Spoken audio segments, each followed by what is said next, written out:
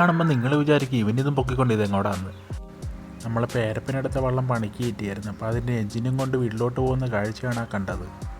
അപ്പോഴത്തേ നമ്മുടെ വള്ളം പേപ്പറൊക്കെ പിടിച്ച് പെയിൻ്റ് അടിക്കാൻ പറ്റിയതിനെ വൃത്തിയാക്കി ഇട്ടേക്കുവാണ്. ഉച്ച കഴിയാറായപ്പോഴത്തേക്കും വള്ളത്തിൻ്റെ അടിവശം പെയിൻ്റ് അടിച്ച് വെച്ചിട്ടുണ്ട്. കുറച്ചു നേരം വള്ളത്തിൻ്റെ അടുത്ത് നിന്ന് പണിയും കാര്യങ്ങളൊക്കെ നോക്കിയിട്ട് ഞാനും അനിയനും കൂടെ പയ്യത്തെ ചൂണ്ടയിടാനായിട്ടങ്ങ് പോയി.